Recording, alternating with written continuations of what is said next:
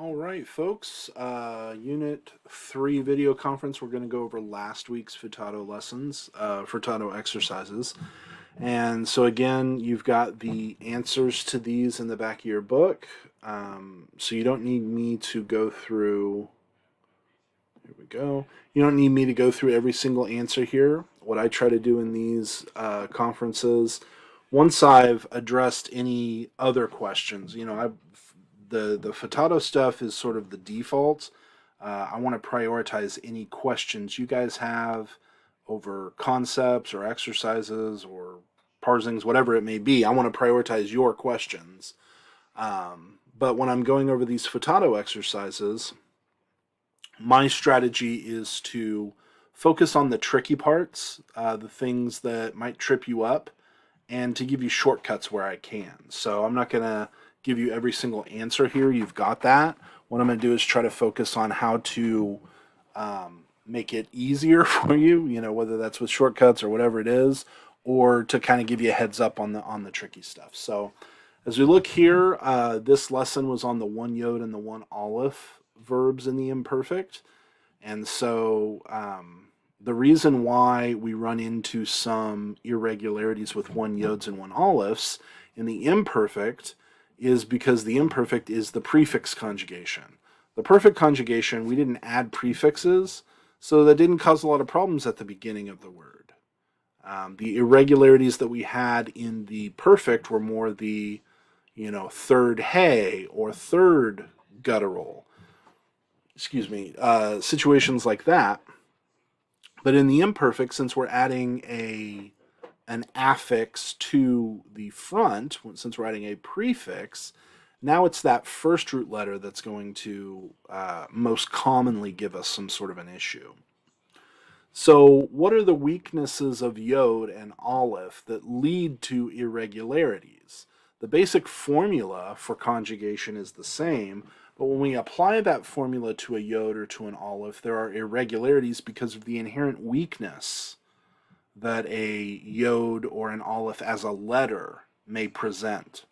So what are the weaknesses of the yods? Well, the first weakness we can see in the one yod vav, where apparently so many of these verbs that we're learning that begin with a yod, historically, at one point in time, they began with a vav instead. And then over time, all of these one vav verbs, the vav just became a yod. But since they've been conjugated for so long, what happens is they don't behave the way that true one yods do. They behave a little bit differently. They behave the way one yod, one vavs used to behave. And so when we conjugate these, the one yod vavs are going to act differently than the one yods because they're a different family.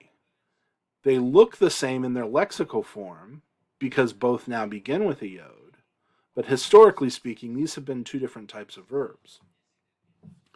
So what are those weaknesses in the one vav that we see in the one yod vavs? Well, the primary weakness is when we add a prefix here, and I'm going to give you sort of a, let's say, a narrative way of explaining this, because I feel like that just helps it stick a little bit better. This is not a morphological explanation, a philological explanation. This is not a linguistic explanation. This is a story about what's going on to help you remember it better, okay? And if you want the technical details, you can find that in the intermediate and advanced Hebrew grammars. But right now, it's most important to me that you just recognize what has happened to the letters. And I feel like a more kind of creative explanation is a bit more memorable. So the way that it was explained to me is in the one yods, as I'm sure you know by now, the yod that you see here is not the yod of the root. The yod of the root has dropped out altogether. This is the yod of the prefix. So what happens with the one yod vavs is the first root letter drops out. And it drops out because it knows it's a phony. It knows it's not a true one yod. It's a faker. It's an imposter.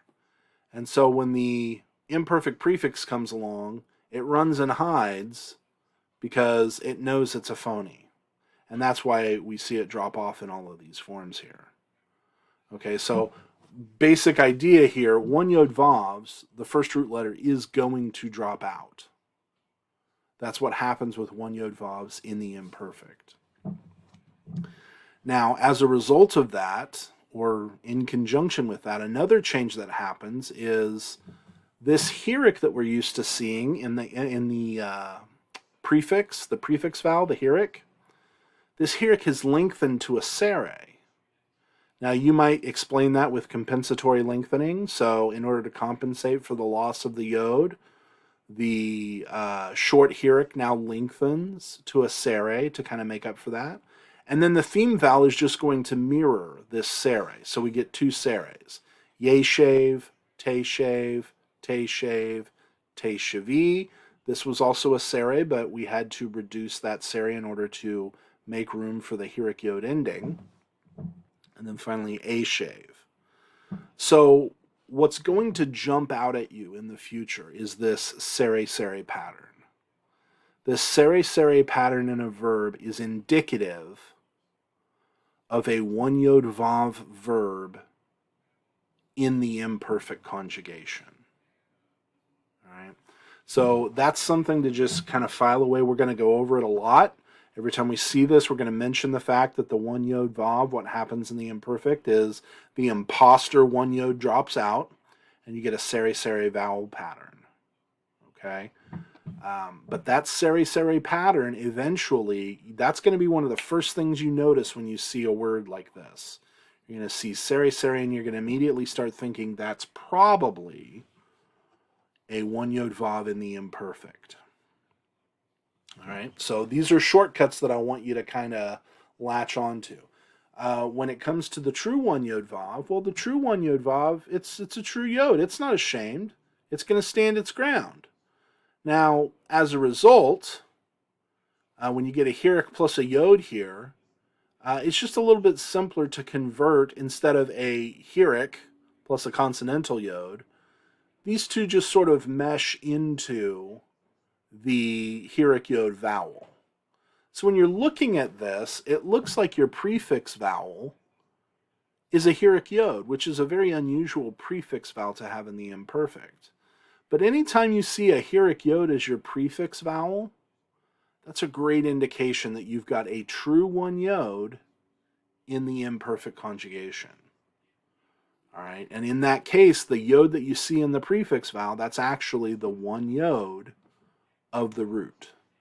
Okay? So what about aleph?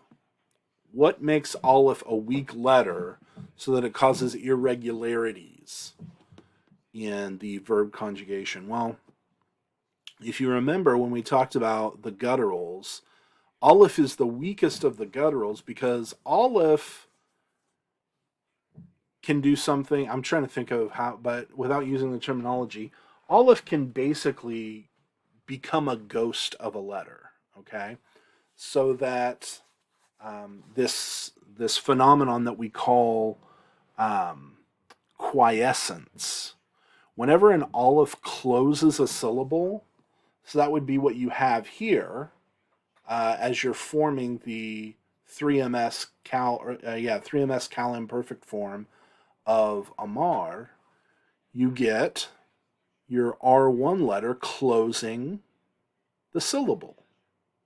Well, whenever aleph closes a syllable, it quiesces, which basically means you're looking at its shadow, or you're looking at its silhouette. It's almost as if the letter isn't there at all. Well, if the letter isn't there at all, it can't close the syllable. So whenever it's in a position to close the syllable, it quiesces, which leaves the syllable unclosed, which often means where we would have a short vowel, we end up with a long vowel. Okay? Now, you might say, well, why would it go from an EI class to an O class? I don't actually have the answer for you on that one. That's something I might be able to look into. What I will say is if this lengthened to a sere, it would be real hard to tell it apart from the one yod vavs that we saw that create that sere-sere pattern. I mean, I guess you could have a sere holum pattern, but making this holum, patah, gives a very distinctive look to it. So, anytime you see a plain holum as your prefix vowel, especially when the very next letter is a one aleph, you can, or when the very next letter is an aleph, you can explain that irregularity of that holum prefix letter as a quiescent aleph here. Okay, that's what's happened. Now, this isn't probably going to give you very much trouble, especially at this point, until you get to the 1CS form. All right. What has happened here in the 1CS form is when you've got an aleph followed by a quiescent aleph, that's just a little too redundant. And so the quiescent aleph is now just going to drop out altogether. Okay? So what you're looking at here in the form Omar, this aleph is your prefix aleph, your 1CS prefix. Holum is your prefix vowel. The root aleph has dropped out altogether, and you're left with the rest of your root here. All right? So these are the irregularities of the true one yod vav, and the one aleph. So let's look at the practice here from Futato. Again, as I go through here, I'm going to point out the quote-unquote shortcuts or the clues or the diagnostics, whatever you want to call them, that sort of tip off to me right away what type of verb I'm looking at. So the first thing I notice about number one is I've got a hirik yod prefix vowel. That tells me right away this is a true one yod, which means I can count on this yod as part of my root. Yarash is my root. So obviously I'm still in the Cal imperfect. I've got no suffix. Yod indicates a third person with no suffix. This is 3ms. So that's my conjugation. Again, I'm not going to go through the person, gender, number of each of these. Or frankly, I mean, we're going to be in the Cal imperfect, I think, for all of these. So I'm not going to go through the parsing, but I'll point out what the root is, and I'll point out what the diagnostic is to help me get to that root. So number one, it's the hirik yod prefix vowel. That tells me I have a true one yod. My root is yadarash. Number two, I've got a sere pattern. That tells me that I've got a one yod vav in the Cal imperfect. So I've actually got, okay, now here's the tricky thing. Yalak, anytime you end up with yalak as your root, or what is the other one? Nakach. You need to recognize that you're dealing with two of the Hebrew orphan verbs. This is how one of my Hebrew professors explained it to me.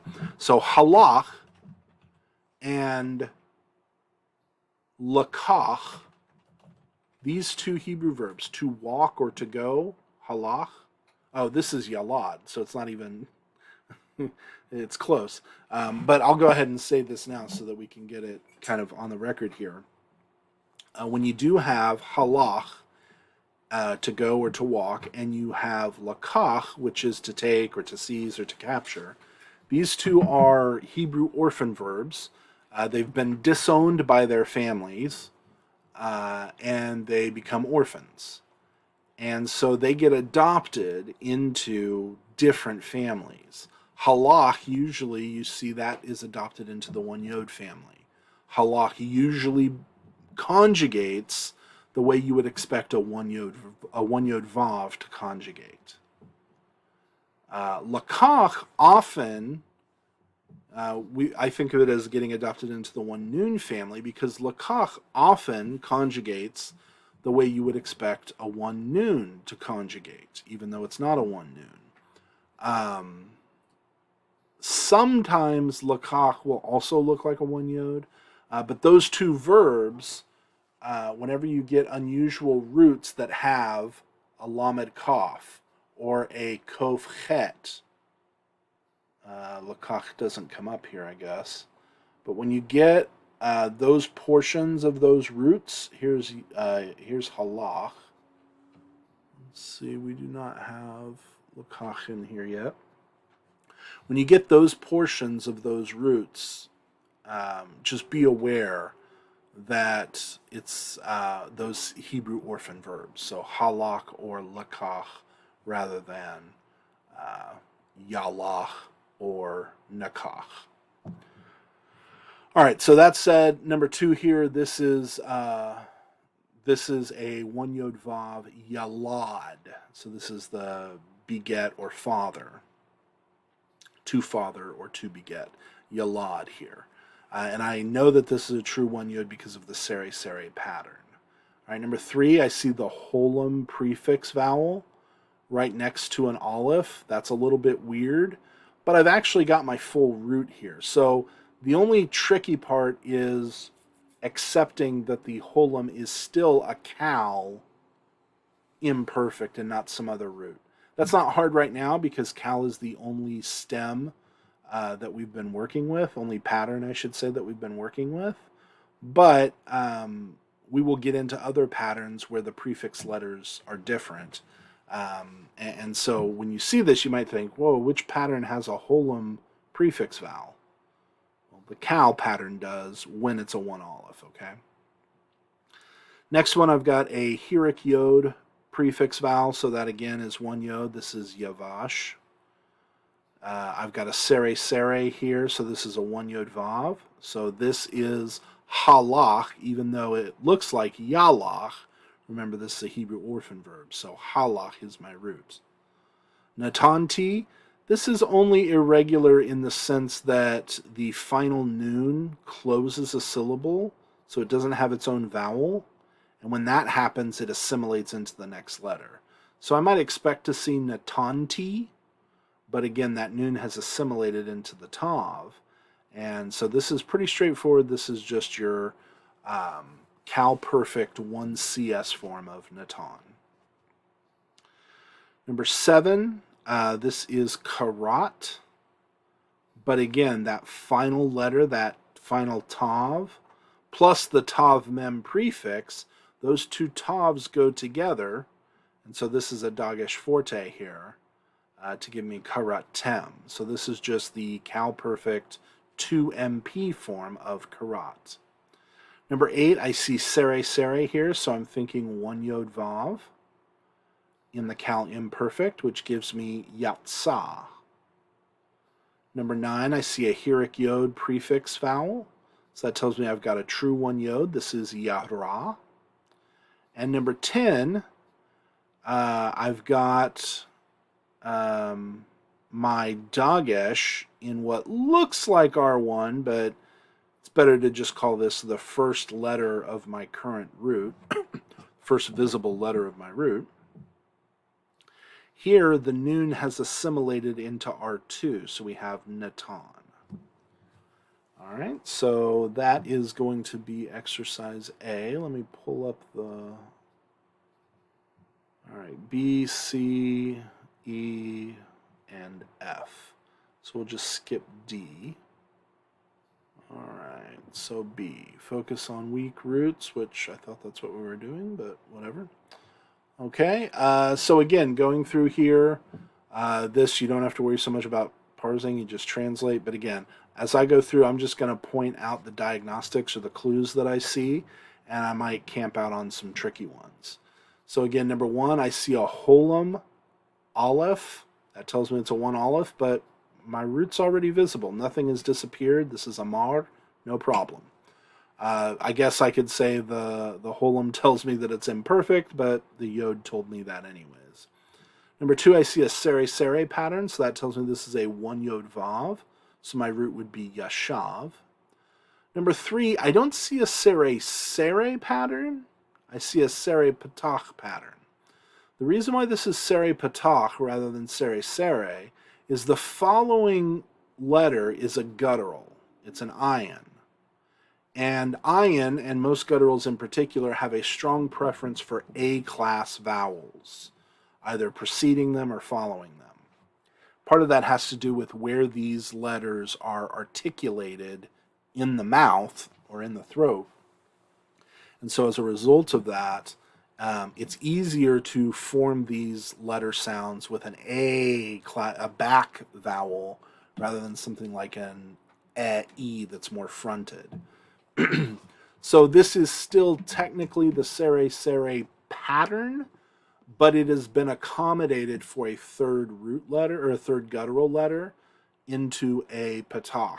So this is technically, this root is doubly weak. It's weak in the one yod vav, yada, and it's weak in the third guttural, ayin. So again, the root here, yada. Number 4, this is that situation where the third noon assimilates into the suffix. So since we have a suffix conjugation and we have no prefix, we're looking at the perfect. So this is cal perfect, and the T suffix indicates one CS. So we would expect something like Natan T, but again, the noon gets assimilated. Number 5, I have a Hirik Yod prefix vowel. So that tells me this is a true one yod. My root is Yara. Number 6, again, Hirik Yod prefix vowel tells me that I've got a true one yod. My root is Yarash. Number 7, I've got a sere prefix vowel. And technically I have a sere pattern. We've just had to reduce the sere of the tzade. We've had to reduce that to a shava in order to accommodate the vocalic suffix. So this is still a sere pattern that has been reduced for a suffix, which tells me that I've got a one yod vav verb, yatsa. Number 8, and here I'll point out something that can get confusing. The verbs yara, I'll just write it out here, yara and ra'ah. These are two verbs that you've really got to keep straight in your head because they both have a resh aleph, and the other letter of both is weak. So in yara, it has a resh aleph, and the yod is weak. In ra'ah, it has a resh aleph, and the hey is weak. So there are often times where all you're going to be able to pick up on from these roots is the resh aleph, in which case you have to ask yourself, okay, is it ra'ah or is it yara? So here, looking at this one, I see a Hirik Yod prefix vowel, which tells me this is a true one yod. So I know that the yod is part of my root, yara, rather than ra'ah, which would not have the yod. It would be something like tir. It'd basically be the same thing without a yod. All right, number 9, again, I've got a Hirik Yod prefix vowel, so this is a one yod, true one yod. I've got yavash. Number 10, I've got a sere pattern, so this would be yalad. Number 11, I've got I don't see a suffix. My root is karat, but my suffix is ta. So again, when I've got that third tav root, the third tav is going to assimilate or combine with the tav suffix. So instead of karat ta, it's just karat ta.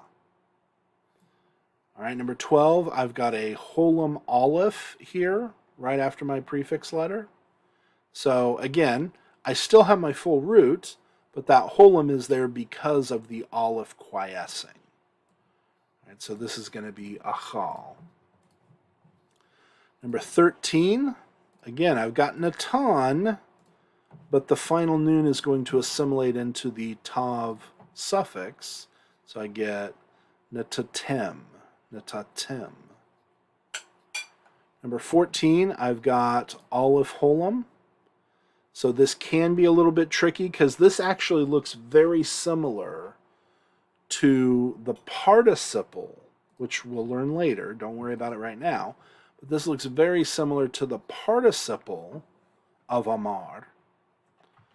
The issue here is I can distinguish it from the participle because the participle is going to have a different theme vowel. But this really looks like I've got a holam as my R1 vowel. But that's not what's going on here. What I have here is a 1CS imperfect prefix letter with my imperfect prefix vowel, and my aleph has dropped off because I've got a quiescent aleph following an aleph prefix. So this is going to be Amar. This is just the Cal imperfect 1CS form. All right, and then number 15, Telech. I've got the Sere Sere pattern, so I know this is a yod. Of course, when I get the root Yalach, I have to stop myself and remember that Yalach equals Halach. This is another example of the Hebrew orphan verb halach getting adopted into the one yod family. All right, so that's B. Scott, I don't know if you have a mic or not, but before I continue on, I just want to double check and see if there's any concept, exercise, translation, anything in particular that you want to make sure that we cover in the conference before I just kind of move on to the next thing in Futato. No, Daniel, I appreciate what you're doing with the Seri stuff. That helps a lot. That's when I'm trying to find clues. Yeah. That make sense. So right. I appreciate it. Yeah, and so every time we go through these, I'm going to note those because right now there's so many of these clues to kind of sort through and figure out, and you've only seen a handful of them, but as we continue to recognize them and point them out, they'll start to become intuitive and second nature, and you won't even have to say, okay, which weak verb had the Seri Seri pattern. You'll just begin to automatically associate it with the one yod vav. So it's just repetitions, and hopefully if we start these repetitions early, they'll stick with us a lot better. So, all right, section C here. Let's see, we're just... okay, so these are possessive suffixes on nouns. And so we're just parsing the suffixes. So there's not a lot here as far as shortcuts go. This is really the shortcuts when it comes to the possessive suffixes was really when we learned them. So let me go to this chart here.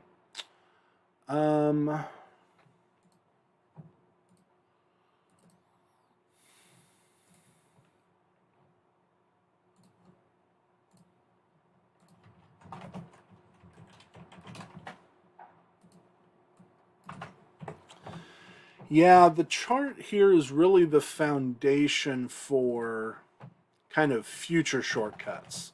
There's a lot that you'll see in this chart that you'll start to associate later on. But since you haven't really seen any of this yet, the first chart is just kind of memorization is what you have to do. And if you memorize this well, then you'll be able to use this chart later on as a shortcut for other things that you're going to see. But unless you can come up with some mnemonics, there's really not a lot that's going to be helpful. So I'll just go through here and kind of point out a few things. The vav that you see in the 3ms, this vav is often associated with the third person. You see it in the third person plural when you get a shurik suffix. Okay? So the vav suffix itself is often associated with third person.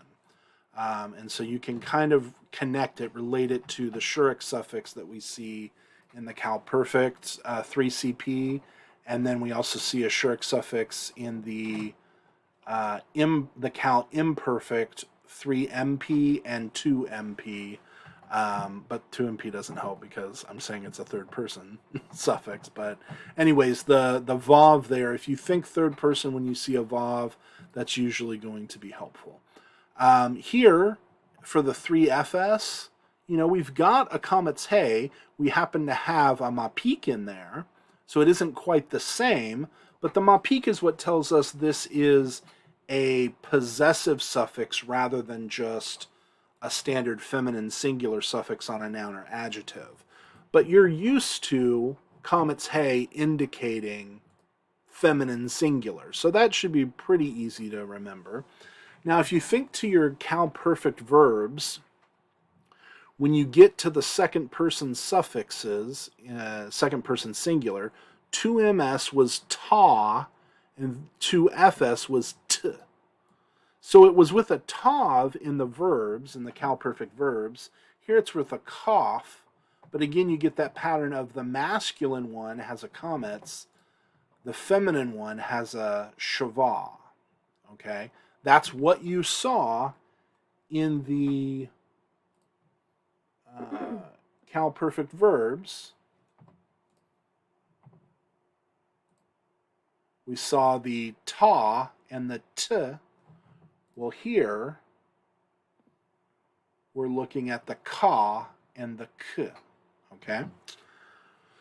And then Hirik Yod for 1CS, we also saw that in the cal-perfect 1CS. We had a T suffix.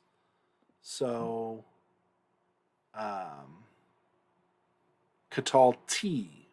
So that Hirik Yod we've already kind of got associated. Here it's a Tav Hirik Yod, but the Hirik Yod we've already got associated in the Ani, or Anoki. That Hirik Yod has already been associated with 1CS. So it shouldn't be too much of a stretch to kind of hammer that in here with the possessive suffix. And on. Nothing really helpful here as far as the comets goes, but the mem is masculine.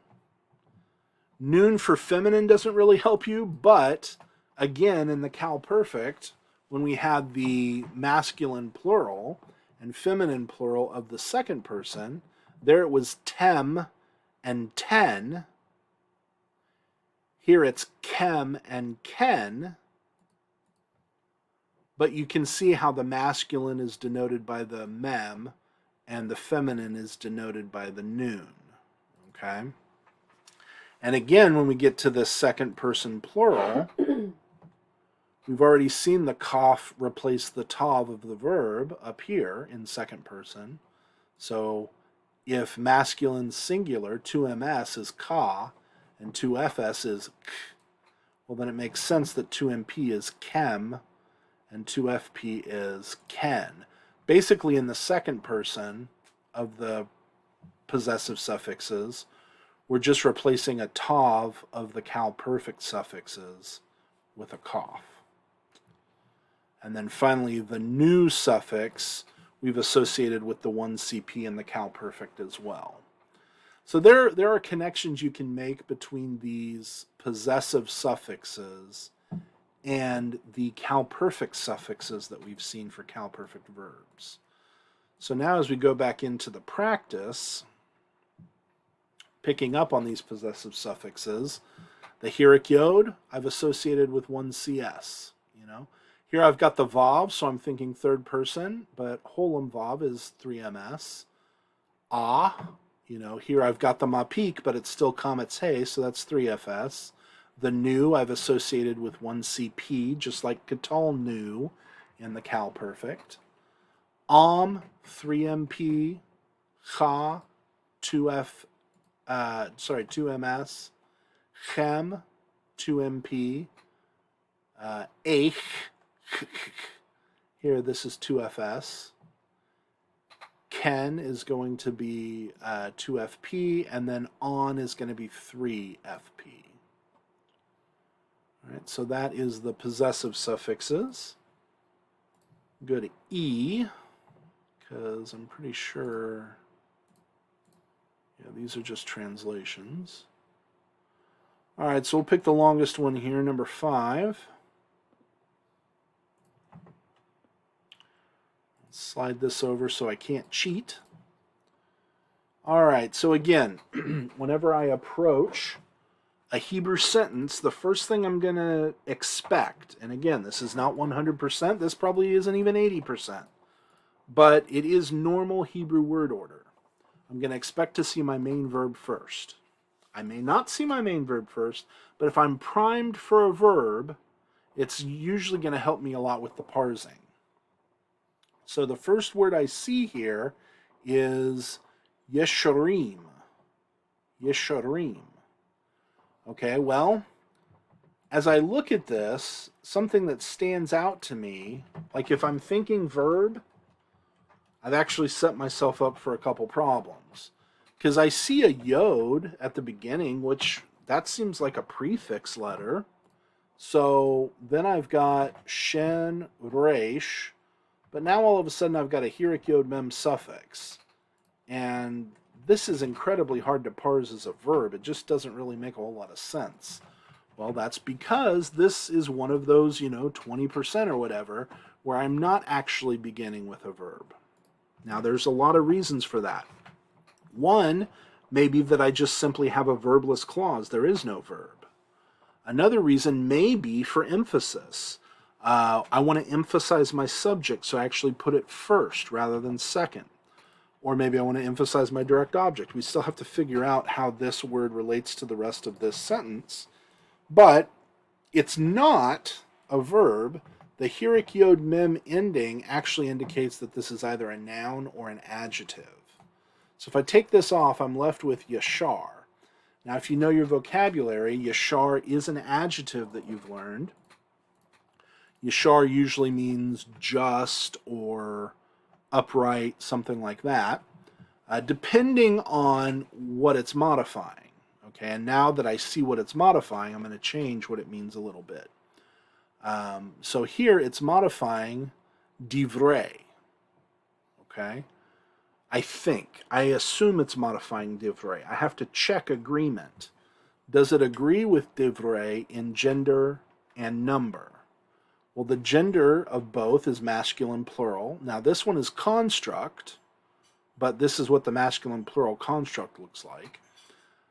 Do they agree in definiteness? Well, I have to determine the definiteness of a construct by looking at its absolute. And the absolute is basically going to be the next non-construct word. So what's my next word? Ha-navi. Is this construct or is this absolute? Well, if you don't know the spelling difference between navi in the construct and navi in the absolute, you have a clue in the definite article, because a construct is never going to have the definite article. So this is absolute because it has the definite article, if nothing else.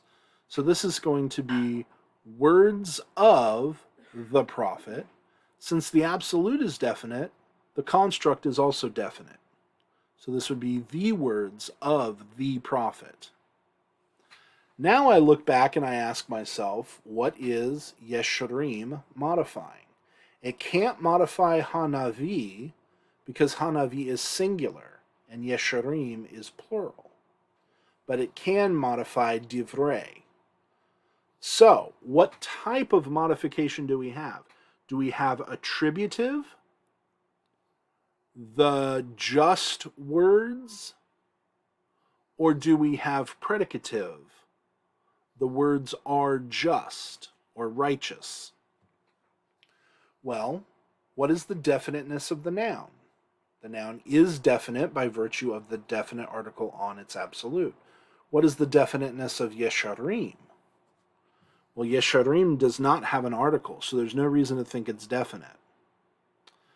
Additionally, I talked about this last video conference.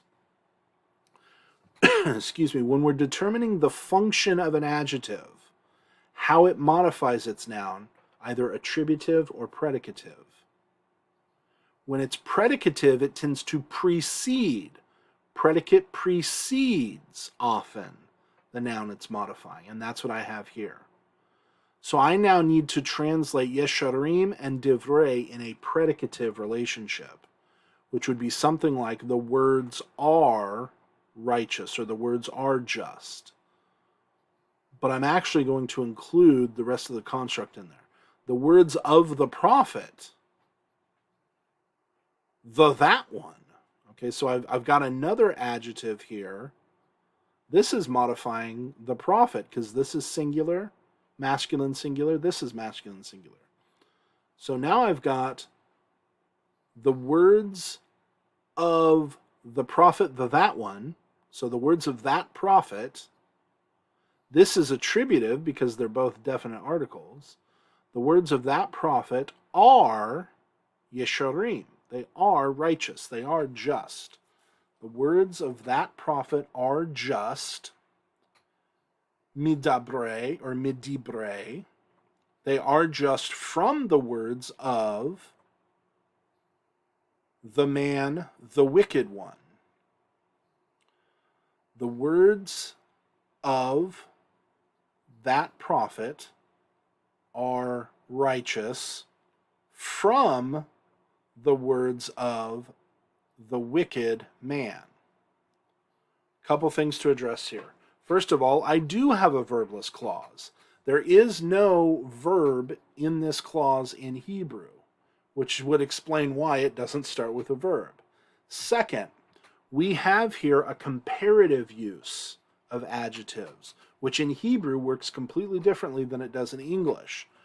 Hebrew doesn't really have a word for more than, or, when we make an adjective comparative in English, we would say more righteous than, rather than just righteous.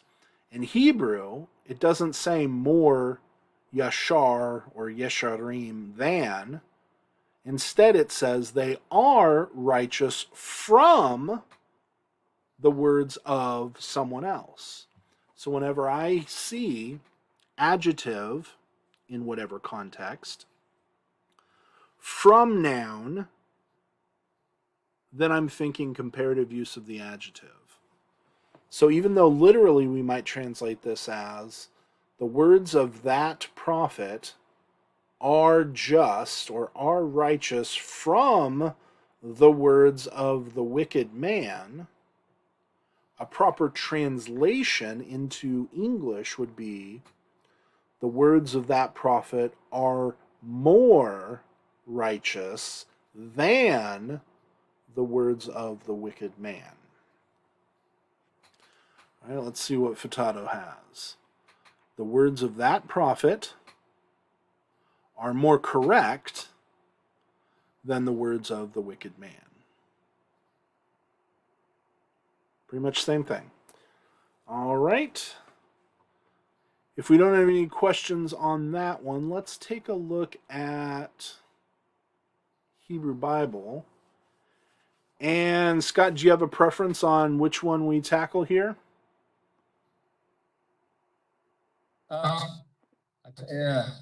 Whoa, my screen just blanked. No, not really, Daniel. Whichever one works. They're all, in my mind, fun. Okay. I prefer the harder ones and the easier ones, but it depends on the day which one's harder. Well, I'll tell you this. For me, Psalms are usually harder than the others. So let's take a look here at Psalm 26, verse 5 in the Hebrew Bible.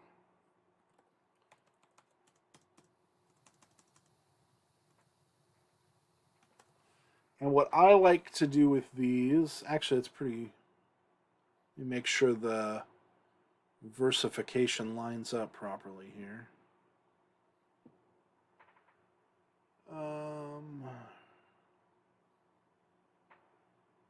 Okay, yeah, same verse. So he'll usually take just a very short excerpt.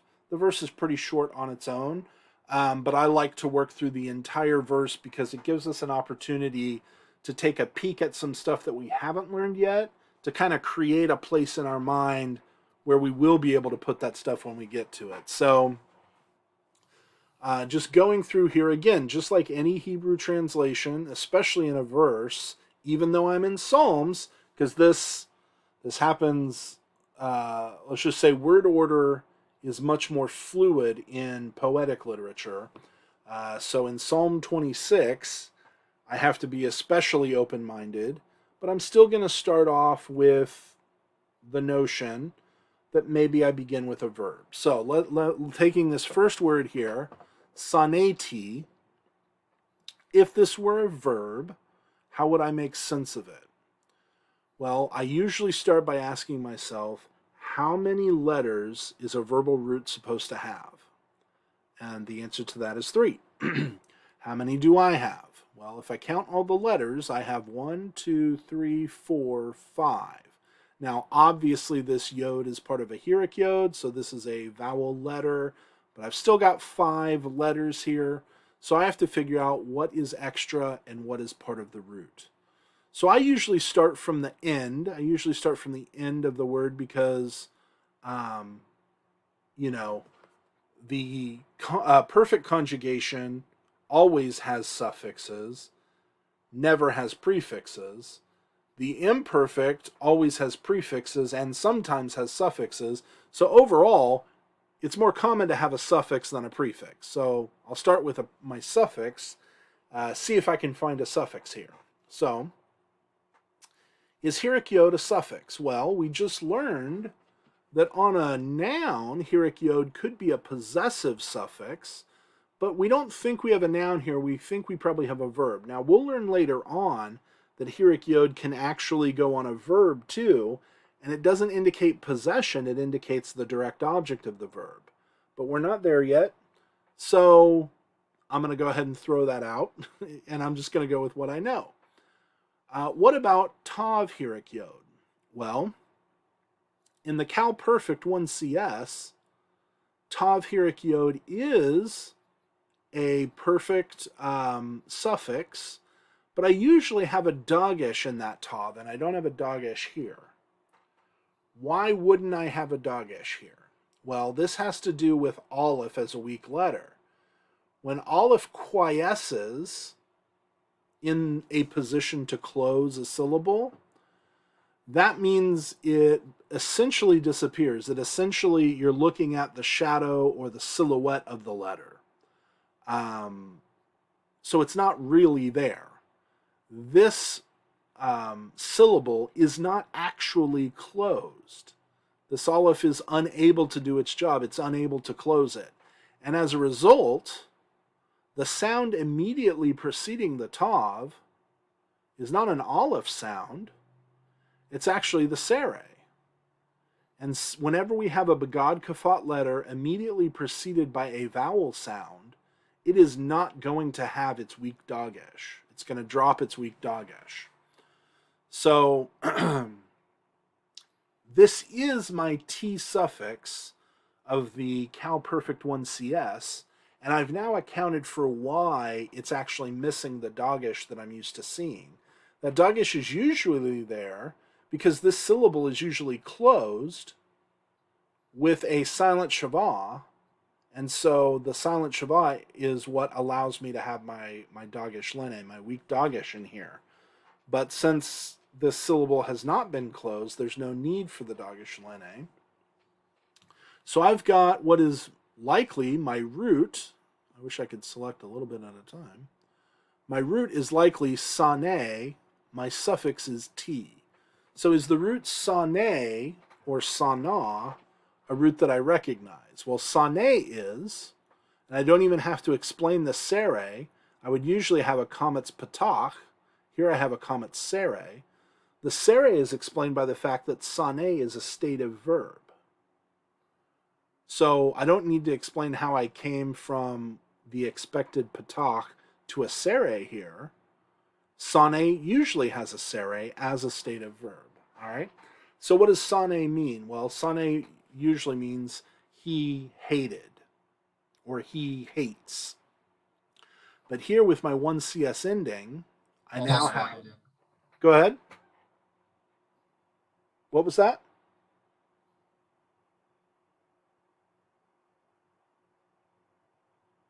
All right, I didn't hear what you said, but I heard you chime in. You are currently the only person in this conference. Okay. That's why. Okay, so sane here with the 1CS ending, this is going to be I have hated or I did hate, something like that. Another thing to keep in mind in Psalms is conjugations are more flexible as well. So whereas the perfect conjugation usually denotes completed action, and so we often express that in the past tense in English, we have to be more flexible for how we translate the perfect conjugation in poetic literature. But I'll go with the standard translation of I have hated or I did hate or I hated or something like that until context kind of forces me to come up with a better one. All right, so I have hated. Scott, are you back now? Okay, you said something right before you left, and I didn't catch what it was. Yes, the volume had dropped off, but I think it was my system, unfortunately. Oh, okay. So you can hear me now, it sounds like. Correct. Okay, perfect. All right, so here, I have hated. Now, I would usually look for my subject next, but when we've got a first person verb, the only subject I can really have is, ani or anohi, and I don't have that. So most likely what I have here is my direct object. But again, in Psalms, word order can be very fluid. So let's just see what we have. Now here I have kahal. This is actually the construct form of what would usually be kof kametz, hey kametz, lamed. So anytime you see a noun begin with a shavah, even though it's, there's no reason why it couldn't just have comets or something like that, that's a good indication that you're in a construct. Usually, the syllable before the accent, if it's open like this one would be, usually you're going to want a long vowel here. And not only do you not have a long vowel, you actually have a reduced vowel. So that's a really good indication that your accent has been pushed down the line. So this is a construct form. Kahal is the word for, it's basically the word for, it gets translated as ecclesia a lot in the Septuagint. This is the word for an assembly, or sometimes you'll see it translated as, I don't think you ever see it translated as church, but it's the idea of like congregation, or it's usually more than just a group. It has almost like, I don't want to say an official sense, but you would have a kahal at a meeting, or a lot of times the people of Israel in the wilderness is sometimes referred to as the kahal. So the assembly, the gathering, the congregation, that sort of a thing. So this is probably my direct object, but since it's in construct, I need to get a little bit more info. I need to figure out, eventually I'm going to get to my absolute. Hopefully it's this. So let's see what we've got here. Mereim. Okay, mereim. This is probably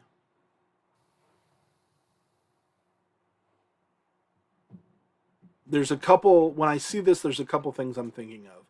Min, this mem is often a shortened form of min attached to a noun for the preposition min, so from. But this is also a prefix that gets attached to participles frequently. The hirik yod mem doesn't help me because participles also can have this. But what really kind of sorts this out for me, I think, is the resh ayin. I think that the root here is, well, I just looked down at my cheat sheet and found out that I'm wrong about the root. I was thinking maybe it's ra'ah, resh ayin hey, the hey dropping off when we add a vocalic suffix to it. That's obviously not it, because if you look down here, when I hover, you'll see that the root is actually resh ayin ayin. Okay, so resh ayin ayin, this is related to the idea of ra'ah, the idea of evil. This is to do evil, or to do wickedness. So this is a participle, which, like I said, that's one of the two options. This could either be from the plural adjective or plural noun, or this could be a participle, the ones who did evil, or the ones who acted wickedly. Now, because it's in construct, these two are not going to agree with each other necessarily. So it's not a problem that I have a masculine plural here and I have a singular here. I would translate this as, again, the definiteness of the construct is based on the definiteness of the absolute. I know this is absolute because I've got a hieroc yod mem suffix, which is the masculine plural absolute ending. If this were another construct in the construct chain, this would be sere yod. So because I don't have a definite article here, I'm going to assume that it's indefinite. Now, there are a lot of ways that a noun can be definite besides just having a definite article. But there's nothing else here that screams at me, this should be definite, so I'm going to keep this indefinite and kahal indefinite, although I feel like I'm going to change that later. So I hated a assembly of wicked ones or evildoers. I'm going to translate this as evildoers. I hated a congregation of evildoers. And eam here can either be, well, it's certainly going to be a preposition when it's attached to a noun like this. So the preposition eam basically is with. It's very similar to.